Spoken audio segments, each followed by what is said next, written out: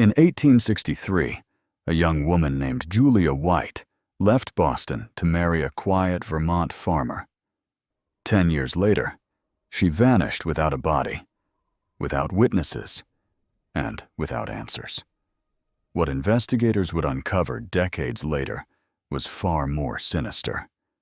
She had never shared her life with one man, but with 4 identical faces. Before we dive into the story, what's the darkest case you've ever heard or experienced? Write it in the comments. Let's compare notes. Also, tell us where you're watching from today and what time is it right now. We're building a community of truth seekers who aren't afraid of the dark.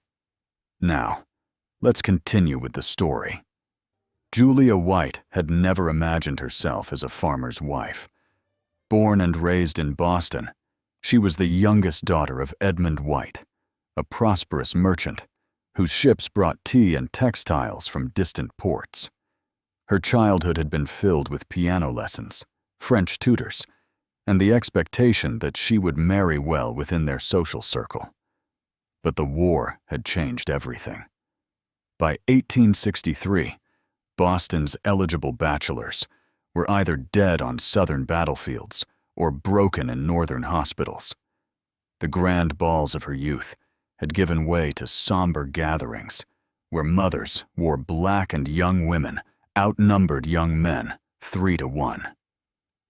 Thomas Barrett had come to Boston on business, selling timber from his Vermont property to shipyards desperate for materials. Julia met him at her father's warehouse, where he stood quietly among the bustling merchants, his hat in his hands, his manner gentle and unassuming. He was tall, perhaps 6 feet, with dark hair and eyes the color of deep water, a thin scar traced above his left eyebrow, a pale line against his weathered skin. When her father introduced them, Thomas bowed slightly, an old-fashioned gesture that seemed both respectful and shy. Their courtship had been brief, conducted through letters after Thomas returned to Vermont. His writing was simple but thoughtful, describing the mountains and forests, the change of seasons, the quiet satisfaction of working land that had belonged to his family for generations. He wrote of loneliness, too, the isolation of a bachelor farmer whose only family was an elderly uncle. Julia, surrounded by the grief and uncertainty of wartime Boston, found something appealing in Thomas's letters.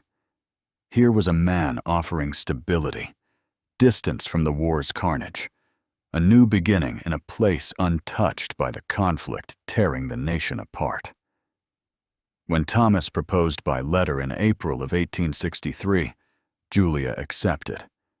Her father was less enthusiastic. Vermont was frontier country by Boston standards, and Thomas Barrett, however respectable, was just a farmer. But Edmund White could read the war's trajectory. His daughter's prospects in Boston were diminishing by the day. A solid farmer with his own land was perhaps the best she could hope for now. He gave his blessing, along with a modest dowry, and promised to visit once the war ended. Julia traveled to Vermont in early May, accompanied by her older sister Margaret as far as Albany. From there, she continued alone, taking the railroad to Rutland and then a hired wagon for the final 20 miles into the mountains. The journey took 3 days, each mile carrying her farther from everything familiar. The landscape changed as they climbed, Boston's ordered streets and harbor views giving way to dense forests and rocky hillsides. The few towns they passed through were small, rough-hewn places where men stared at her traveling clothes and women eyed her with curiosity and something that might have been pity. Thomas met her at the crossroads 5 miles from his property. He looked exactly as she remembered, though perhaps more substantial against this wild backdrop than he had seemed in her father's Boston warehouse. The scar above his eyebrow caught the afternoon light. He helped her into his wagon with careful courtesy. stowing her trunk and bags with strong, practiced movements. They rode in silence for a time, Julia absorbing the overwhelming presence of the forest pressing close on both sides of the narrow road. "It's beautiful," she said finally, though beautiful seemed an inadequate word for the sheer scale of green surrounding them. "It grows on you," Thomas replied. "Or it doesn't. Some people can't stand the quiet." The farmhouse appeared suddenly as they rounded a bend. It was larger than Julia had expected, 2 stories of weathered clapboard, with a steep roof and stone chimney. A barn stood nearby, solid and well-maintained. Fields spread out behind the buildings, carved from forest with evident labor. The property spoke of years of work, of careful stewardship passed down through generations. Thomas's uncle, Caleb Barrett, waited on the porch. He was ancient, his face a map of wrinkles, his movements slow but steady. He greeted Julia with grave courtesy, his handshake surprisingly firm. "Welcome, Miss White. Thomas has spoken of nothing but your arrival these past weeks." The wedding took place the next morning in the small church in Hartfield, the nearest town. The ceremony was simple, attended by perhaps a dozen neighbors and farmers from nearby properties. The minister was elderly, his voice strong despite his years. Julia wore her best traveling dress, dark blue silk, that seemed too fine for the rough wooden pews and unadorned walls. Thomas stood beside her in a clean shirt and his only suit, his hand steady as he placed a simple gold band on her finger. What struck Julia most during the ceremony was how few people seemed to know Thomas well. The neighbors were cordial but distant, offering congratulations with a formality that suggested limited acquaintance. When she asked Thomas about it later, he explained that his property was isolated, that he came to town only for supplies and church, that farming left little time for socializing. It made sense, she supposed, though something about the explanation felt incomplete. Their wedding night was awkward, as first nights often are. Thomas was gentle but reserved, and Julia was grateful for his patience with her inexperience. Afterward, as she lay beside this man who was now her husband, she felt the full weight of the commitment she had made. This was her life now. This isolated farmhouse, these endless forests, this quiet stranger beside her. Boston and her family might as well be on another continent. The first weeks of marriage passed in a blur of adjustment. Julia learned the rhythms of farm life, so different from the schedule she had known. Days began before dawn and ended at dusk, shaped by the demands of animals and crops. Thomas worked from sunrise to sunset, his labor constant and demanding. Julia took over the household duties, cooking and cleaning in the large kitchen, tending the vegetable garden near the house, learning to manage the wood stove and the temperamental pump that drew water from the well. Thomas was a considerate husband, patient with her mistakes as she learned new skills. He praised her cooking, even when she burned the bread or oversalted the stew.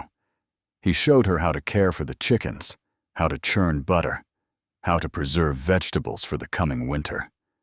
In the evenings, they sat together in the parlor, Thomas reading or doing small repairs, while Julia sewed or wrote letters to her family. It was peaceful, if lonely, but within the first month, Julia noticed something odd. One morning, Thomas came down to breakfast and seemed surprised by the kitchen arrangement, asking where she kept the coffee, though she had stored it in the same canister for 3 weeks. Another day, he forgot a conversation they'd had just the evening before about needing to repair a fence section.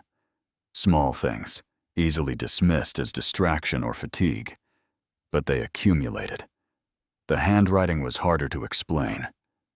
Thomas kept a ledger for farm expenses and production, recording purchases and harvests in neat columns. Julia noticed that some entries were written in careful, precise script, while others sprawled across the page in a looser hand. When she mentioned it, Thomas looked at the ledger and shrugged. "Depends on how tired I am," he said.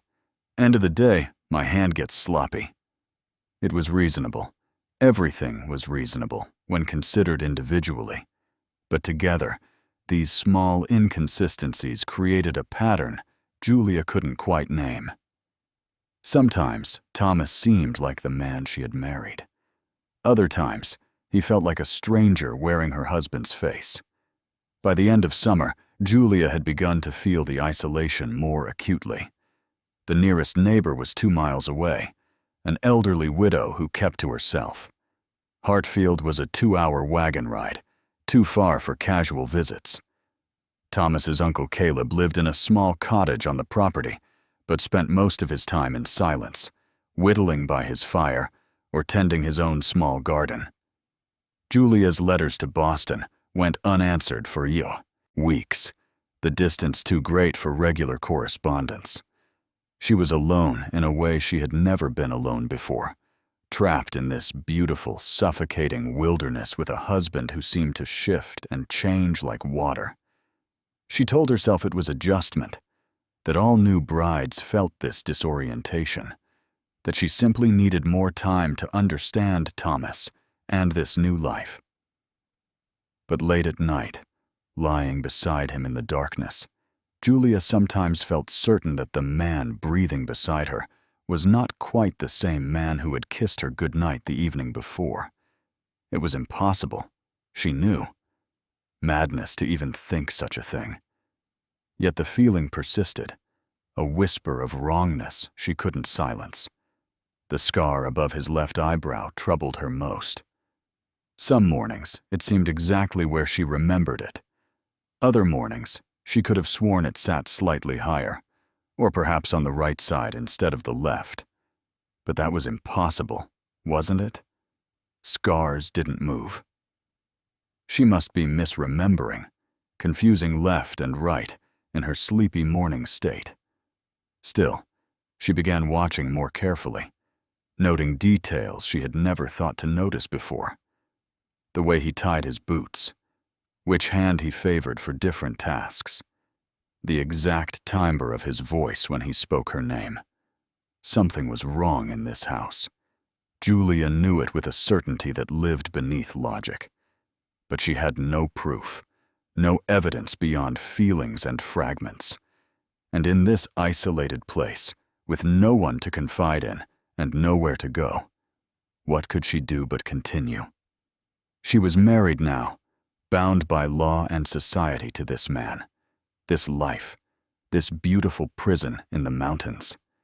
So she learned to ignore the whispers of doubt, to dismiss the inconsistencies, to smile and play the role of the contented farmer's wife.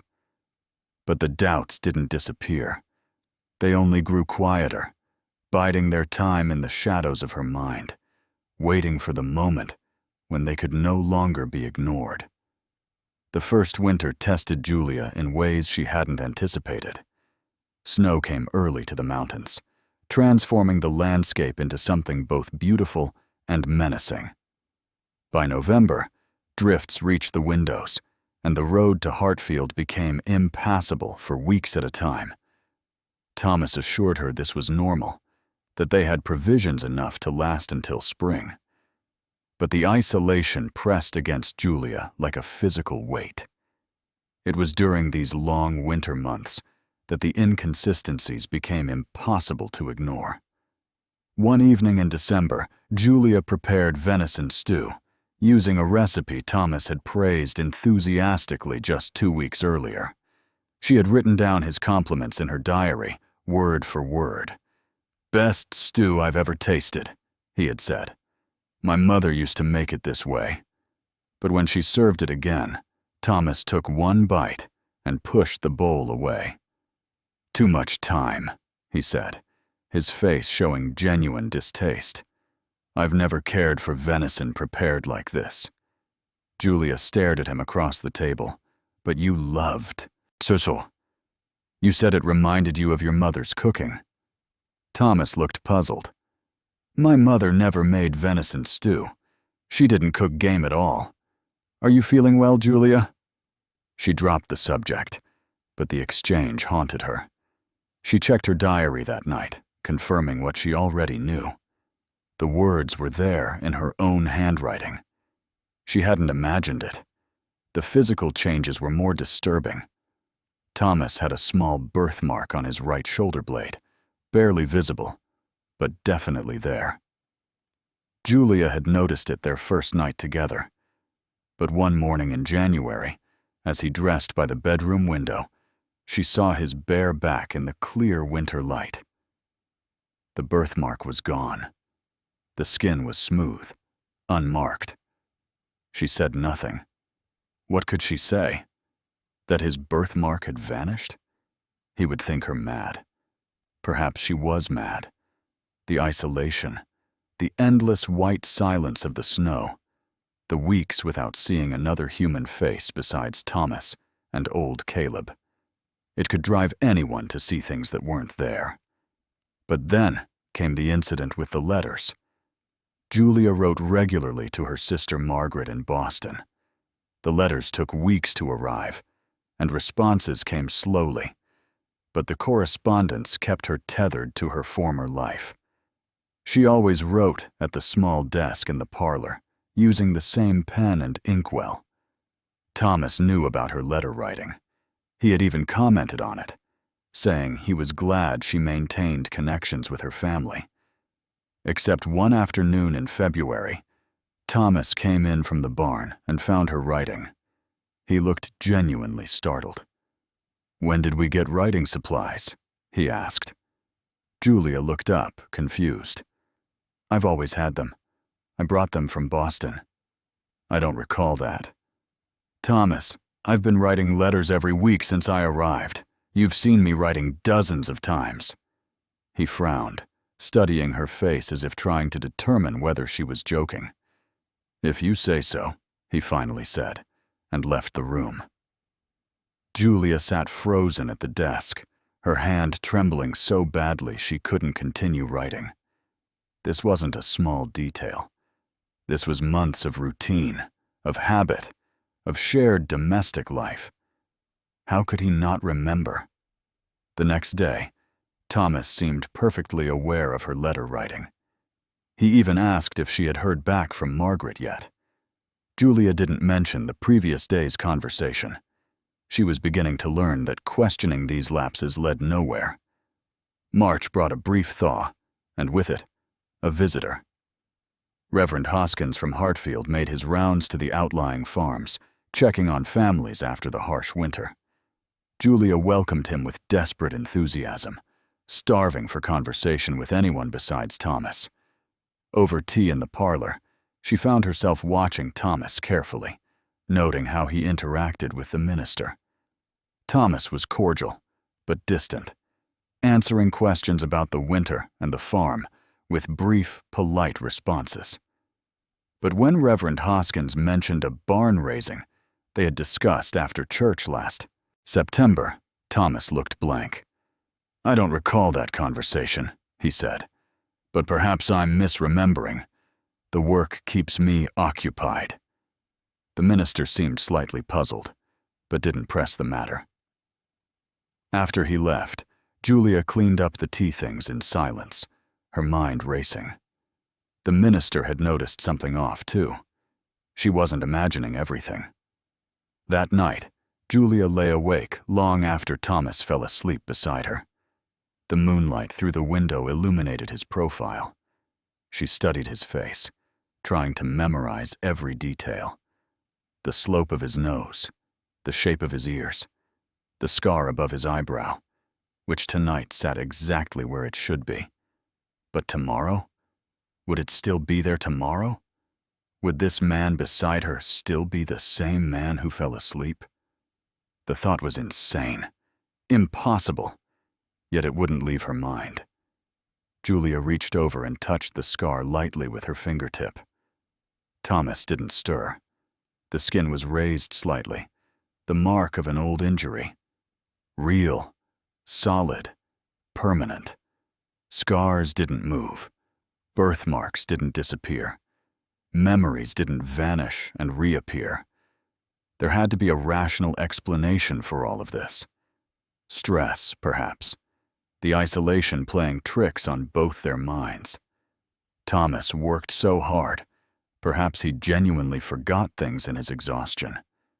But Julia's instincts, honed by months of careful observation, whispered something else entirely.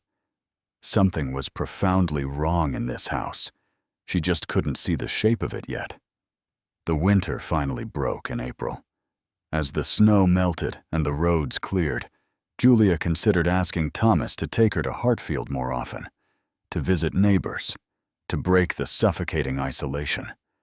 But something held her back, a growing certainty that if she left this house, if she spoke to others about her concerns, she might learn something she wasn't ready to know.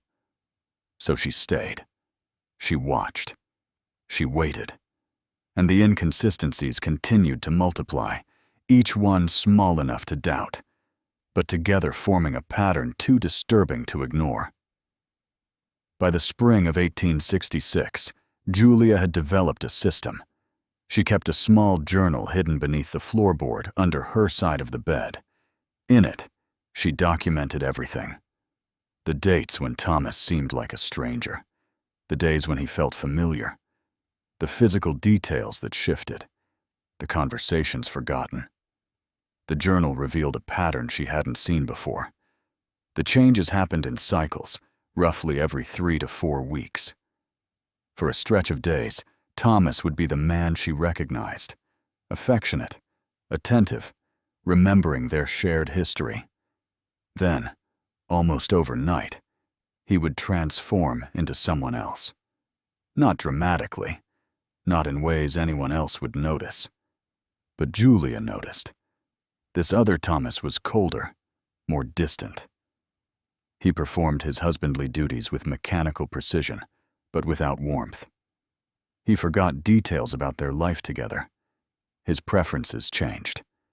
Even the way he moved through the house felt different, as if he were navigating unfamiliar territory. At first, Julia thought he might be ill, some condition that affected memory and personality. She suggested seeing a doctor in Rutland, but Thomas dismissed the idea. "There's nothing wrong with me," he said. "You're seeing problems that don't exist." But the problems did exist. Julia was certain of it now. In July of 1866, she tested her theory. When Thomas seemed in one of his unfamiliar phases, she asked him about their wedding night. She had never mentioned it before, considering it too private to discuss, but she needed to know. "Do you remember what you said to me?" she asked. "After the ceremony, when we were alone?" Thomas looked at her blankly. "I said many things. Which specific moment are you referring to? You told me you had waited your whole life to find someone like me, that you had almost given up hope." He smiled, but it didn't reach his eyes. "That sounds like something I would say. But did you say it?" "Julia, it was 3 years ago. I can't remember every word from every conversation." The real Thomas, the one she had married, would have remembered. She was certain of that. Their wedding night had been important, meaningful. He wouldn't have forgotten. The physical intimacy became increasingly strange. Some weeks, Thomas's touch felt familiar. Right. Other weeks, it felt like being with a stranger. The mechanics were the same, but something essential was missing. Julia found herself avoiding those times, claiming headaches or fatigue. Thomas never pressed the issue, which both relieved and troubled her. By 1868, Julia's isolation had deepened. She rarely went to Hartfield anymore, even when the roads were passable. The few neighbors she had met seemed to view her with suspicion, as if they sensed something wrong but couldn't name it. Old Caleb had passed away the previous winter, leaving her even more alone with Thomas, or whoever Thomas was at any given moment. She considered leaving, writing to her father, begging him to come get her. But what would she say? That her husband forgot conversations? That his personality changed? That his scar sometimes seemed to shift position? They would think her hysterical, unstable. Women were sent to asylums for less. Besides, where would she go? Her father had died in 1867. Margaret had married and moved to Philadelphia. Julia had no money of her own, no means of supporting herself. The law was clear. She belonged to her husband. Her property, her choices, her very body were his by right of marriage. So she stayed, and she watched. In the fall of 1868, Julia made a discovery. She was looking for preserving jars in the barn when she found a trunk hidden behind stacks of hay. Inside were clothes. Men's clothes, in Thomas's size, but far more than one man would need. 4 sets of everything. 4 identical work shirts. 4 identical Sunday suits. 4 identical pairs of boots. Her hands shook as she closed the trunk. There had to be a logical explanation. Perhaps Thomas bought in bulk, saving money. Perhaps these were old clothes, kept for mending scraps. Perhaps. But Julia's mind was already forming a different explanation, one so impossible, so horrifying, that she couldn't allow herself to think it fully. Not yet. She began paying attention to the property boundaries. Thomas owned a large tract, over 200 acres stretching into the forest. She had never explored it all. Thomas said the terrain was too rough, too dangerous for her to wander. But one afternoon in spring of 1869, while Thomas was supposedly in the north field, Julia walked east through the woods. She found a cabin, small, well-maintained, smoke rising from its chimney.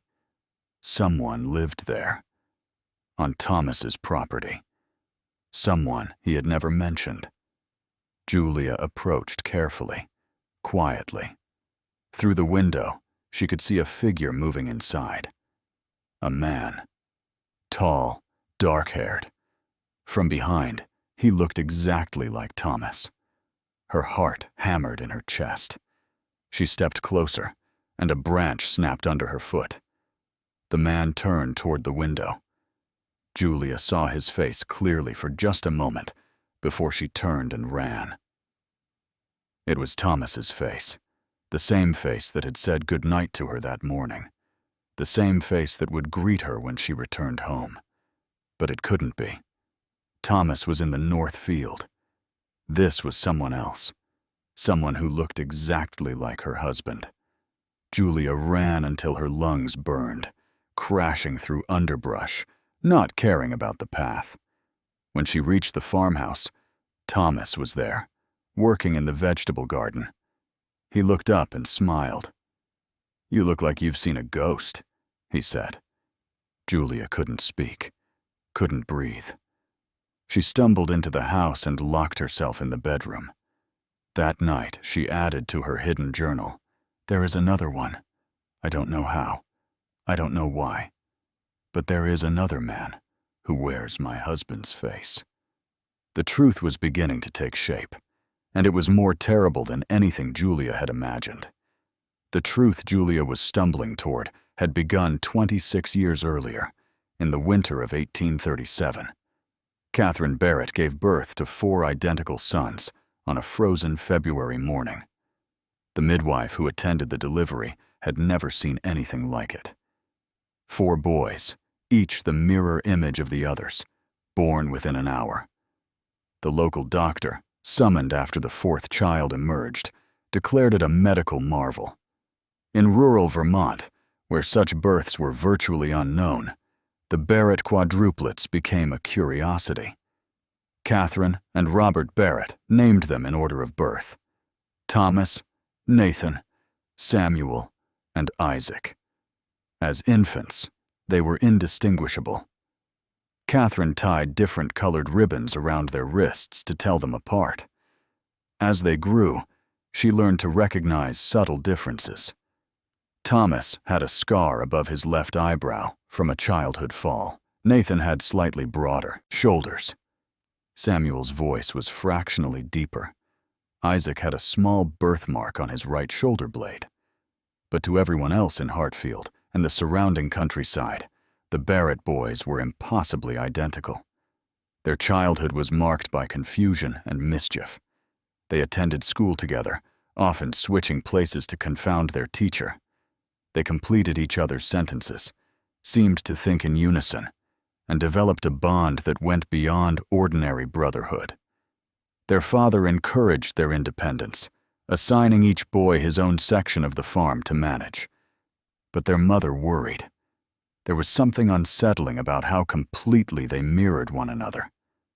When Catherine and Robert died in a barn fire in the winter of 1860, the boys were 23 years old. The fire's cause was never determined. Some said a lantern had been knocked over. Others whispered about the strange intensity with which the barn burned, as if the flames had been deliberately set. But there was no evidence, and the four brothers, devastated by their loss, buried their parents in the family plot and inherited the farm. The war came 3 years later. By 1863, the Union Army was desperate for men. The draft swept through Vermont, taking farmers and merchants alike. The Barrett brothers faced a problem. 4 identical men would all be called to serve. The likelihood of all 4 surviving was slim.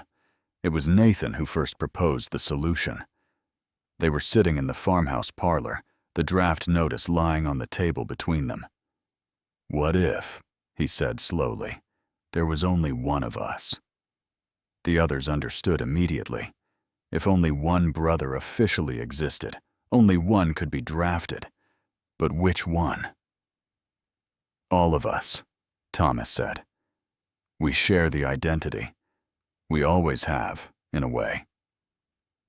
They debated through the night. The logistics were complicated but possible. They would maintain one identity, one presence in town, one set of interactions with the outside world. They would take turns, rotating in shifts. Their identical appearance made it feasible. Their isolated farm made it practical. But there was a problem. A single man drew attention, especially during wartime when every bachelor was suspect.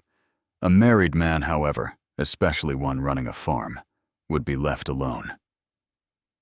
"We need a wife," Isaac said. The others fell silent. The idea was monstrous, but it solved their problem completely. A married farmer would be exempt from the draft, and a wife, carefully chosen, would provide the perfect cover for their deception. Thomas volunteered to find her. He had always been the most personable, the one who could charm strangers. He traveled to Boston on legitimate timber business, and there, in Edmund White's warehouse, he found Julia. Young, sheltered, desperate to escape a city full of grief and limited prospects. Perfect. The courtship was brief by design. Thomas presented himself as a lonely bachelor farmer, honest and hard-working, promised stability and respectability. He never mentioned his brothers. When Julia accepted his proposal, Thomas felt a twinge of guilt. But the guilt was easier to bear than the alternative.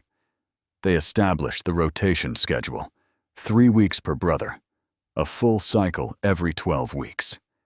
Long enough to maintain consistency, short enough to prevent suspicion. They would share everything: the farm, the responsibilities, the marriage. They drew up journals to track their time with Julia, to record details each brother would need to maintain the illusion. Nathan built a cabin on the far eastern edge of the property. Samuel took over the old hunting lodge to the north. Isaac claimed the small house near the southern boundary that had once belonged to their uncle. Thomas kept the main farmhouse, Each brother would live alone during his off time, tend his own section of land, and wait for his turn to become the husband. The plan required precision. They had to coordinate movements, avoid being seen together, maintain consistent behavior. But they had been finishing each other's sentences since birth. This was just an extension of what they had always been. One person split into 4 bodies. What they hadn't anticipated was the psychological toll. Living 3 weeks as Thomas Barrett, husband and farmer, then retreating to isolation for 9 weeks while your brothers took your place. Sharing a wife who believed she knew you, who touched you with familiarity meant for someone else. The guilt accumulated like snow in winter, heavy and cold. But the alternative was worse. 4 graves instead of 1 warm farmhouse. 4 names on a memorial instead of 1 shared life. So they continued the deception. And Julia, isolated and unsuspecting, became the unwitting center of their terrible secret. By 1870, Julia had stopped questioning her sanity. She knew what she had seen. The cabin in the woods. The man with Thomas's face. She had no explanation, but she no longer needed one to believe the evidence in front of her. She began searching the property in earnest. The barn loft yielded the first concrete proof. Hidden beneath old hay bales, she found 4 sets of identical clothing. Not old clothes saved for repairs. New clothes, worn and laundered, organized into separate bundles. 4 work shirts with different degrees of wear. 4 pairs of boots, each broken indifferently. 4 winter coats hanging on hooks, each smelling of different pipe tobacco. Julia sat among the clothes for an hour, her mind working through impossible explanations. Thomas had brothers. That much was clear now. Identical brothers who lived on the property. But why the secrecy? Why had he never mentioned them? The farm ledgers provided more questions than answers. She studied them carefully when Thomas was out in the fields. The handwriting shifted between 4 distinct styles, though all signed as Thomas Barrett. Supplies disappeared faster than one man could use them. 4 times as much flour purchased, 4 times as much lamp oil. The numbers suggested 4 men living and working, all under one name. In October of 1870, a traveling merchant stopped at the farm. Julia greeted him eagerly, desperate for news from town. During their conversation, he mentioned seeing Thomas in Hartfield just that morning. "That's impossible," Julia said. "My husband has been here all day working on the north fence." The merchant looked uncomfortable. "Perhaps I was mistaken, ma'am, though I could have sworn it was him." After he left, Julia walked to the north fence. Thomas was there, exactly where he had been all morning. But the merchant had been so certain, and Julia believed him. That night, she pretended to sleep while watching Thomas in the moonlight. She studied every detail of his face, memorizing the exact position of the scar, the shape of his jaw, the way his hair fell across his forehead. Tomorrow, she would check again, and the next day, and the day after that. In December, she found them watching her. She had walked to the edge of the property, following tracks in the fresh snow. The tracks led to a clearing where she could see 3 of the cabins she had discovered. From each one, a figure stood at the window. 3 men, all watching her, all with Thomas's face. Julia ran back to the farmhouse, her breath coming in gasps. Thomas was in the kitchen, preparing supper. He looked up and smiled. "You're back early. I thought you were gathering pine boughs for decorating." She couldn't speak, couldn't tell him what she had seen. Because what if this Thomas didn't know about the others? What if he was innocent in whatever conspiracy existed on this property? Or what if they were all in on it together? Spring came late to Vermont in 1873. The snow finally melted in April, revealing a landscape transformed. Julia had survived another winter, but she felt herself changing. The fear had calcified into something harder, colder. She was no longer the naive girl from Boston. She was a woman who knew she was living with a terrible secret. Thomas was away in Hartfield, selling timber. Julia had the farmhouse to herself for the first time in weeks. She decided to clean the attic, a space she had avoided since moving in. Dust coated everything. Old furniture lay covered in sheets. Boxes of forgotten belongings lined the walls. She worked methodically, sweeping and organizing. Near the back wall, beneath a loose floorboard that creaked under her weight, she felt something shift. Curious, she pried up the board. 4 leather journals lay in the hollow space beneath. Julia's hands shook as she pulled them out. Each was identical in size and binding, but the handwriting inside was different. She opened the first one and began to read. Week of May 15th, 1863. Thomas's rotation. Wedding successful. Julia suspects nothing. She seems gentle, tractable. This may work. The words blurred. Julia flipped pages, reading entries at random. Nathan's rotation, July 1863. Julia asked about the scar today. Had to check mirror to confirm its position. Must be more careful. Samuel's rotation, September 1863. She notices the handwriting differences. Told her I write differently when tired. She accepted this. Isaac's rotation, December 1863. Julia is lonely. The isolation is harder on her than anticipated, but it keeps her from talking to others. 10 years of entries. 10 years of rotations carefully documented. 10 years of 4 brothers, taking turns being her husband, recording their observations like scientists studying an animal. They discussed her moods, her suspicions, their strategies for maintaining the deception. They debated whether to end it, whether to tell her, whether to let her leave.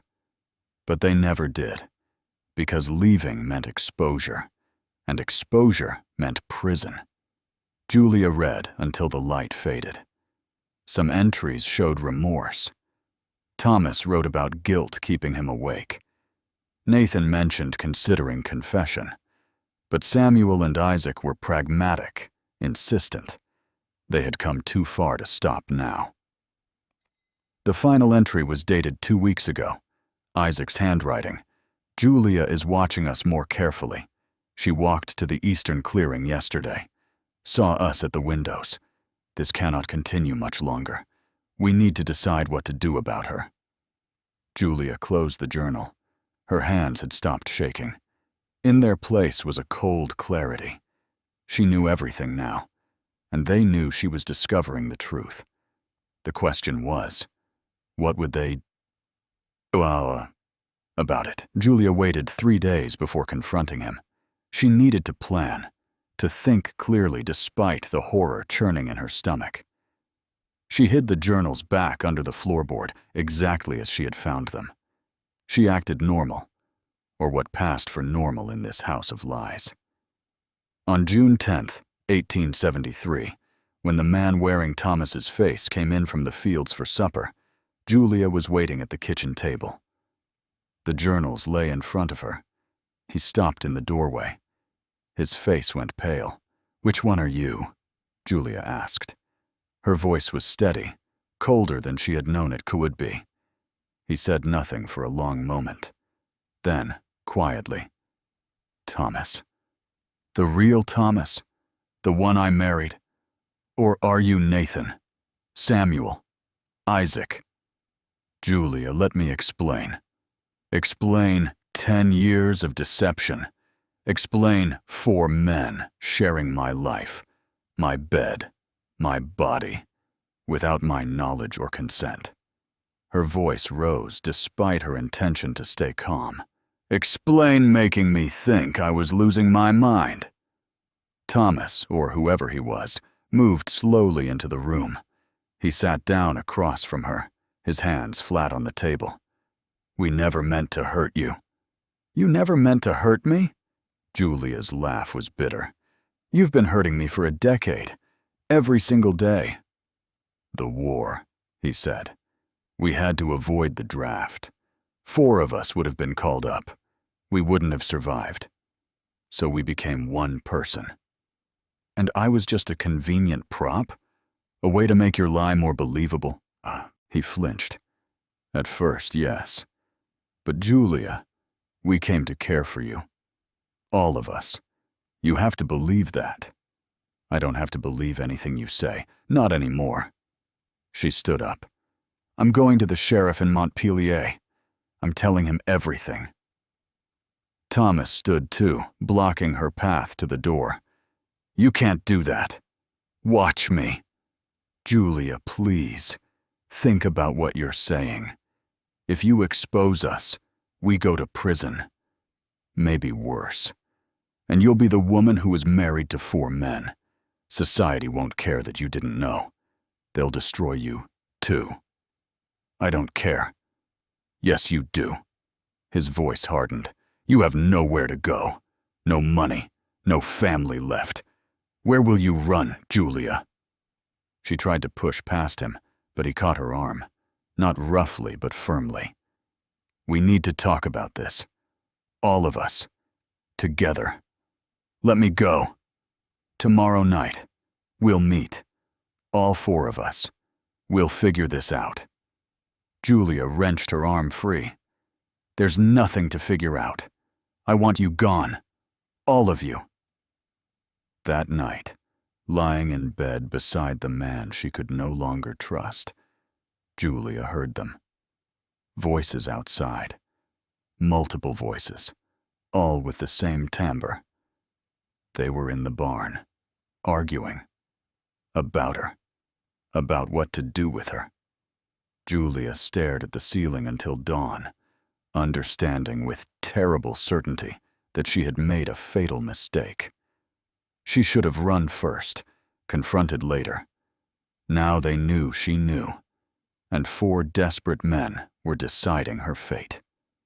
Julia made her decision on July 13th. She would leave at dawn, take the wagon to Hartfield, and board the first train east.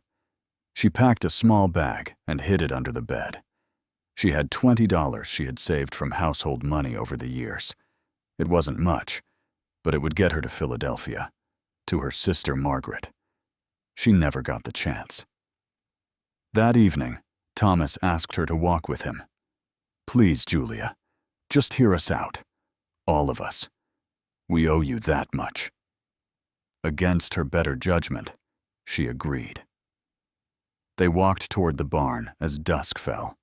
The air smelled of summer hay and approaching rain. Inside the barn, 3 other men waited. 4 identical faces turned toward her in the dim light. For the first time, Julia saw them all together. Thomas, Nathan, Samuel, and Isaac. Quadruplets who had shared her life for 10 years.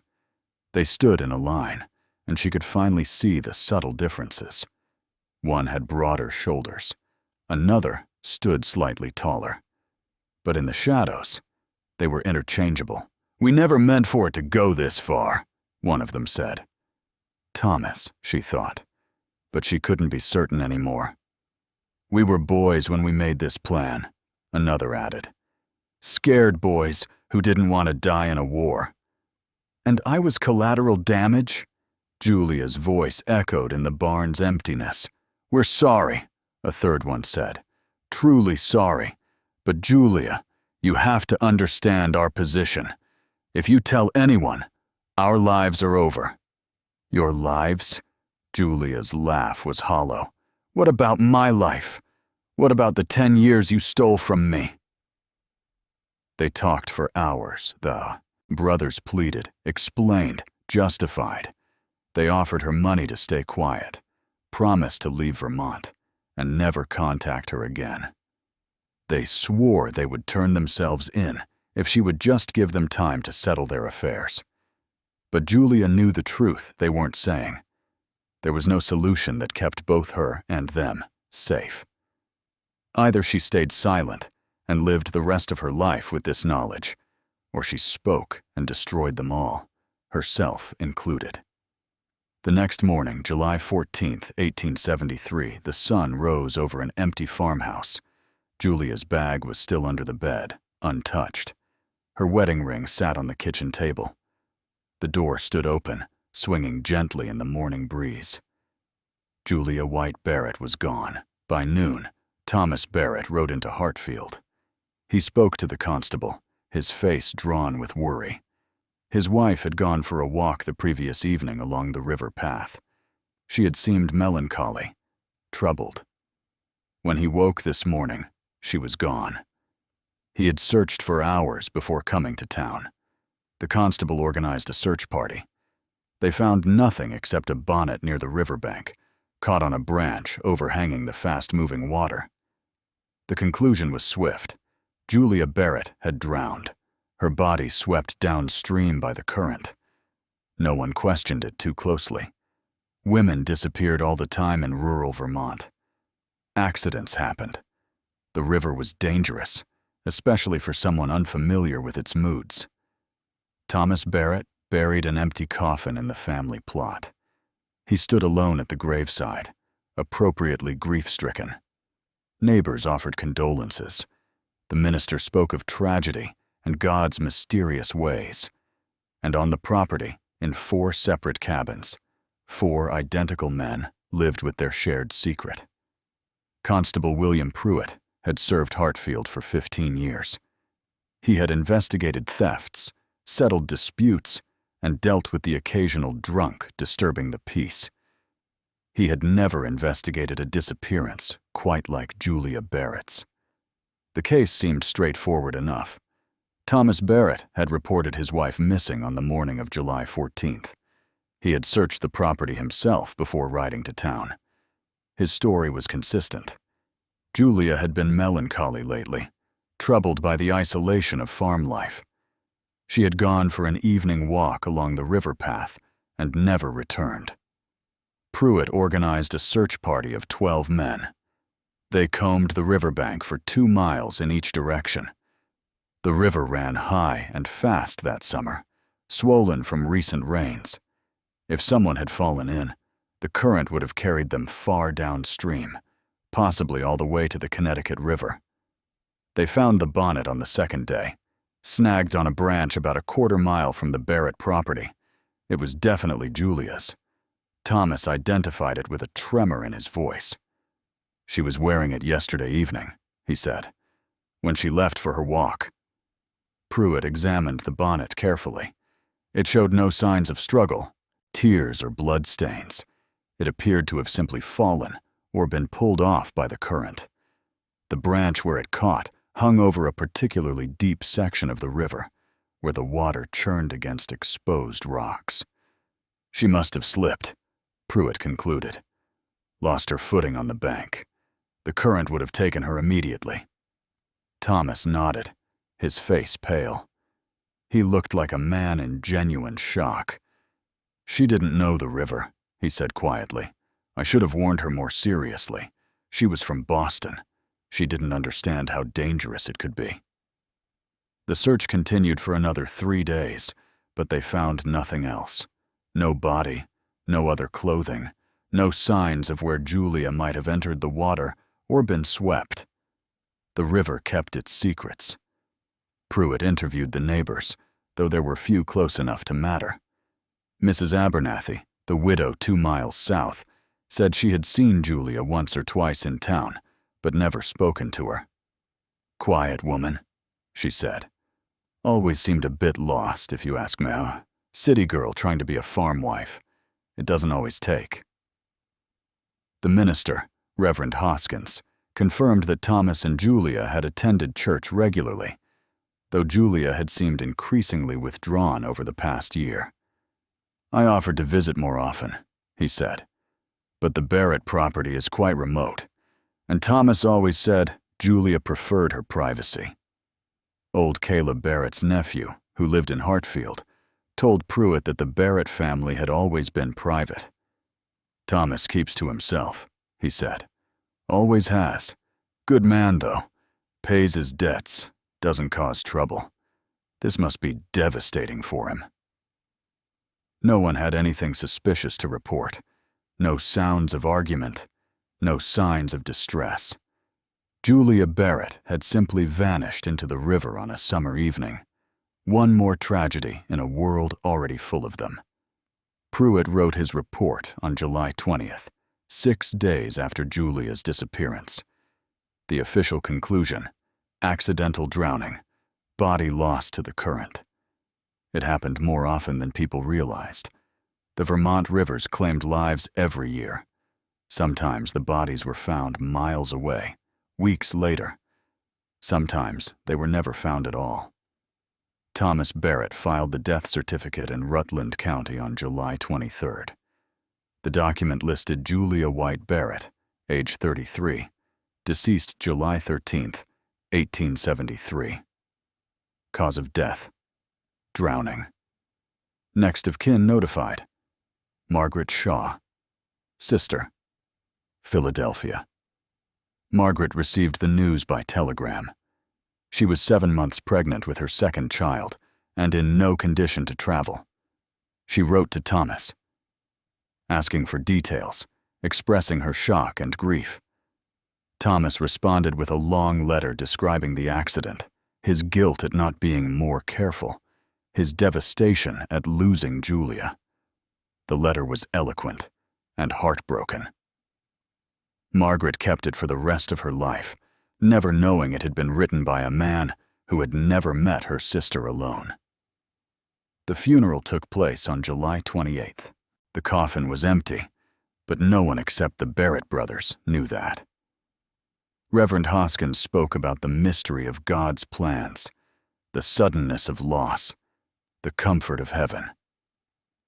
23 people attended, mostly neighbors fulfilling social obligation rather than genuine mourning. Julia had been too isolated, too unknown, to inspire much grief beyond her husband's. Thomas stood at the graveside, appropriately devastated. His brothers watched from a distance, hidden in the forest surrounding the cemetery. 4 men sharing one guilt, one secret, one terrible knowledge of what they had done. After the funeral, Thomas returned to the farm. He continued working the land, maintaining the property, appearing in town only when necessary. People commented on how the tragedy had changed him, made him even more withdrawn. Some pitied him. Others whispered that he seemed almost relieved to be alone again. The rotation continued, though differently now. Without Julia to deceive, the brothers had less reason to coordinate so carefully. They moved more freely between their cabins, worked their separate sections of land, and lived with the knowledge that they had gotten away with it. The journals remained hidden under the attic floorboard. None of the brothers could bring themselves to destroy them, but none could bear to read them either. They stayed there, a buried confession that would remain secret for decades. Julia White Barrett's name appeared on no more official documents. Her bank account in Boston, holding the small inheritance from her father, went unclaimed. Her few possessions were packed away in the attic. Within a year, most of Hartfield had forgotten she had ever existed. The river kept whatever secrets it held. The Barrett brothers never married again. They lived on the property for 46 more years after Julia's disappearance. Their deception no longer necessary, but their isolation complete. The rotation system gradually dissolved. They stopped pretending to be one person. In town, people simply referred to the Barrett brothers without distinguishing between them. Most assumed they were twins, perhaps triplets. No one looked closely enough to count 4. Thomas died first, in 1902 at age 65. A heart condition, the doctor said. His brothers buried him in the family plot, not far from Julia's empty grave. Nathan followed in 1909, killed when a tree he was felling fell the wrong direction. Samuel lasted until 1915, taken by pneumonia during an especially harsh winter. Isaac lived alone for 4 more years. He was the last, wandering the property like a ghost, tending 3 empty cabins and a farmhouse full of memories. He died in his sleep in January of 1919, age 82. The estate, having no heirs, passed through distant cousins to the county and eventually was sold at auction. The farmhouse stood empty for 8 years. Local children told stories about it, claiming it was haunted. Some said they heard voices arguing in the barn at night. Others swore they saw a woman in old-fashioned clothing walking along the river path. The stories were dismissed as imagination, the way ghost stories always are. In the spring of 1927, a young couple from Boston purchased the property. Daniel and Ruth Hendricks had romantic notions about farming, about returning to simpler times. The house needed work, but the bones were good. They hired local workers to help with renovations. It was a carpenter named Joseph Mills who made the discovery. He was reinforcing the attic floor when he found the loose board. Curious, he pried it up and found the journals. 4 of them, leather-bound and water-stained, but still readable. Mills brought them to Ruth Hendricks, who spent the evening reading by lamplight. What she found turned her blood cold. The journals documented everything. 10 years of rotation schedules, detailed observations, the brothers' growing guilt and paranoia. They recorded Julia's suspicions, her discoveries, her increasing awareness that something was wrong. The final entries, written in the weeks before her disappearance, showed 4 men debating what to do about a woman who knew too much. Isaac's last entry, dated July 13, 1873, was the most chilling. "It is done. May God forgive us. We are not murderers, but we have allowed circumstances to make us something perhaps worse. The river will keep our secret, and we will live with what we've done. There is no other choice now." Ruth showed the journals to her husband. They debated through the night about what to do. These were records of a crime, but a crime committed over 50 years ago by men long dead. Still, there had been a victim. Julia White Barrett deserved justice, even if delayed. They brought the journals to the sheriff in Montpelier on March 15, 1927. Sheriff Robert Crane read them with growing horror. He was young, only 30, and had never heard of Julia Barrett. He searched the county records and found her death certificate. Drowning. Accidental. Case closed in 1873. But the journals told a different story. Crane initiated an investigation. He brought in the state police, consulted with prosecutors, and ordered a search of the Barrett property. Workers dug around the foundations, searched the barns, and combed the forest. They were looking for a body that had supposedly washed away 54 years earlier. They found nothing. No remains, no buried evidence, no proof beyond the journals themselves. The brothers had been careful, or perhaps the river really had taken Julia. The truth remained buried, literally or figuratively. The legal question was complex. The journals proved deception, fraud, and conspiracy. They strongly suggested foul play, but they didn't prove murder. And even if they had, all 4 suspects were dead. You can't prosecute ghosts. The story made headlines throughout New England. Woman shared life with 4 brothers unknowingly, read the Burlington Free Press. 50-year-old secret revealed in Vermont farmhouse, announced the Boston Globe. Reporters descended on Hartfield, interviewing elderly residents who remembered the Barrett brothers, who recalled Julia's disappearance. Mrs. Abernathy, now 93 and still living, told reporters she had always felt something wrong about that family. Too private, she said, too strange, but you didn't question such things back then. Margaret Shaw's granddaughter, living in Philadelphia, learned about her great-aunt's fate through the newspapers. She traveled to Vermont and read the journals herself. My grandmother always wondered, she said. She never believed the drowning story, but she had no proof, and no one would listen to a woman's instincts back then. The case was officially reopened, then just as officially closed. The county prosecutor issued a statement. While the journals provide compelling evidence of fraud and strongly suggest foul play in the disappearance of Julia White Barrett, the passage of time and the death of all parties involved makes prosecution impossible. We can only conclude that a grave injustice was done to Mrs. Barrett, and our failure as a system of justice is that it took 54 years to acknowledge it. The journals were entered into the County Historical Society's archives, where they remain today.